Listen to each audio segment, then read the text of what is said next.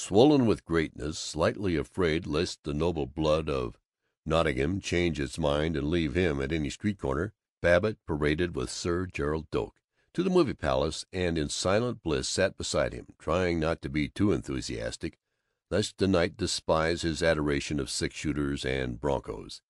At the end Sir Gerald murmured, "Jolly good picture, this. So awful decent of you to take me. Haven't enjoyed myself so much in weeks.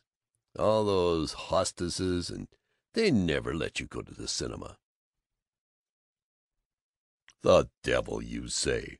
Babbitt's speech had lost the delicate refinement and all the broad A's with which he had adorned it, and became hearty and natural. "Well, I'm tickled to death you liked it, Sir Gerald." They crawled past the knees of a fat woman into the aisle. They stood in the lobby, waving their arms in the rite of putting on overcoats. Babbitt hinted, "Say, how about a little something to eat? I know a place where we could get a swell rarebit, and we might dig up a little drink. That is, if you ever touch this stuff." "Rather, but why not? Come to my room. I've some scotch. Not half bad." "Oh, I don't want to use up all your hooch. It's darn nice of you, but you probably want to hit the hay." Sir Gerald was transformed. He was beefily yearning.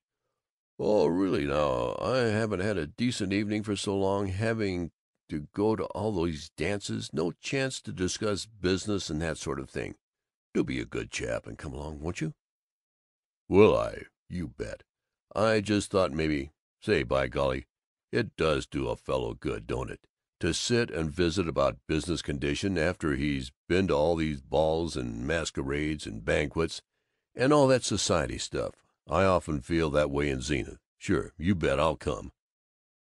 "That's awfully nice of you." They beamed along the street.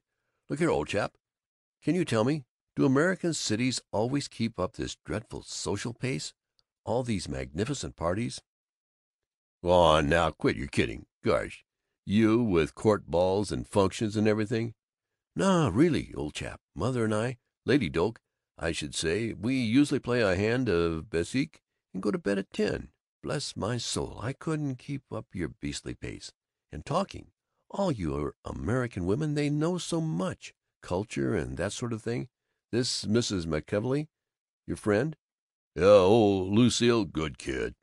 she asked me which of the galleries I liked best in Florence, or was it Firenze?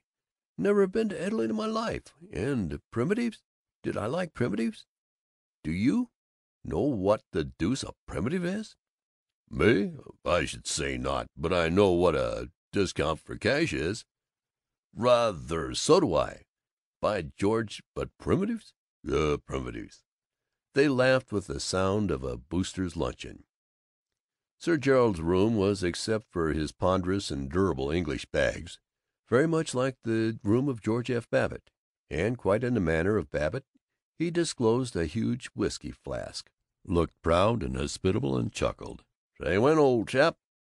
It was after the third drink that Sir Gerald proclaimed, "How do you Yankees getting the notion that writing chaps like Bernard Shaw and this Wells represent us? The real business England. We think these chaps are traitors. Both our countries have their comics, old aristocracy, old country families, hunting people, and all that sort of thing. And we both have our wretched labor leaders. But we both have a backbone of sound business men who run the whole show." "You bet. Here's to the real guys." "I'm with you. Here's to ourselves." It was after the fourth drink that Sir Gerald asked humbly, "What do you think of North Dakota mortgages?" But it was not till after the fifth drink that Babbitt began to call him Jerry, and Sir Gerald confided, "I say, do you mind if I pull off my boots?" and ecstatically stretched his knightly feet, His poor tired, hot, swollen feet, out on the bed. After the sixth, Babbitt irregularly rose. "Well, better get to hiking along, Jerry. You're a regular human being. I wish to thunder we'd been better acquainted in Zenith. Look it, can't you come back and stay with me for a while?" "So sorry. Must go to New York tomorrow. Most awfully sorry, old boy. I haven't enjoyed an evening so much since I've been in the States. Real talk. Not all this social rot. I'd never have let them give me the beastly title, and I didn't get it for nothing, eh? If I thought I'd have to talk to women about primitives and polo. Goodly thing to have in Nottingham. Though annoyed the mayor most frightfully when I got it. And of course the missus likes it, but nobody calls me Jerry now. He was almost weeping. And nobody in the States has treated me like a friend till tonight. Goodbye, old chap. Goodbye. Thanks awfully. Don't mention it, Jerry, and remember, whenever you get to Zenith, the latch string is always out. And don't forget, old boy, if you ever come to Nottingham, Mother and I will be frightfully glad to see you. I shall tell the fellows in Nottingham your ideas about visions and real guys at our next Rotary Club luncheon. 4. Babbitt lay abed at his hotel, imagining the Zenith Athletic Club asking him, "What kind of time do you have in Chicago?" and his answering, "Fair. Ran around with Sir Gerald Doak a lot." Picturing himself meeting Lucille McKelvey and admonishing her, "You're all right, Mrs. Mac, when you aren't trying to pull this highbrow pose. It's just as Gerald Doak says to me in Chicago. Oh, yes, Jerry's an old friend of mine. The wife and I are thinking of running over to England to stay with Jerry in his castle next year. And he said to me, 'Georgie, old bean, I like Lucille first rate, but you and me, Georgie, we got to make her get over this highty-tighty hoopla-diddle the way she's got.'" But that evening a thing happened which wrecked his pride. 5. At the Regency Hotel cigar counter, he fell to talking with a salesman of pianos, and they dined together. Babbitt was filled with friendliness and well-being. He enjoyed the gorgeousness of the dining room, the chandeliers, the looped brocade curtains, the portraits of French kings, the guest panel of gilded oak. He enjoyed the crowd, pretty women, good solid fellows who were liberal spenders.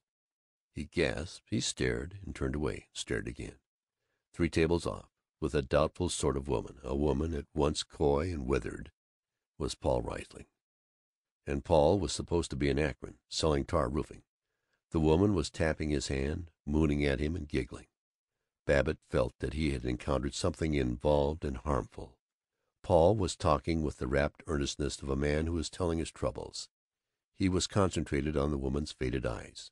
Once he held her hand, and once, blind to the other guests, he puckered his lips as though he was pretending to kiss her. Babbitt had so strong an impulse to go to Paul that he could feel his body uncoiling, his shoulders moving. But he felt desperately that he must be diplomatic, and not till he saw Paul paying the check did he bluster to the piano salesman, "By golly, friend of mine over there. Excuse me a second. Just say hello to him." He touched Paul's shoulder and cried, "Well, when did you hit town?" Paul glared up at him, face hardening. "Oh, hello, George. Thought you'd gone back to Zenith." He didn't introduce his companion. Babbitt peeped at her. She was a flabbily pretty, weakly flirtatious woman of 42 or 3, in an atrocious flowery hat. Her rouging was thorough but unskilful. "Where you staying, Paulibus?" The woman turned, yawned, examined her nails. She seemed accustomed to not being introduced. Paul grumbled, "Campbell Inn on the south side." "Alone?" It sounded insinuating. "Yes, unfortunately." Furiously Paul turned toward the woman, smiling with a fondness sickening to Babbitt. "May, I want to introduce you. Mrs. Arnold, this is my old acquaintance, George Babbitt." "Pleased to meet you," growled Babbitt, while she gurgled, "Oh, I'm pleased to meet any friend of Mr. Riesling's, I'm sure." Babbitt demanded, "Be back there later this evening, Paul? I'll drop down and see you." "No, we better lunch together tomorrow." "All right, but I'll see you tonight, too, Paul. I'll go down to your hotel and I'll wait for you." Chapter 19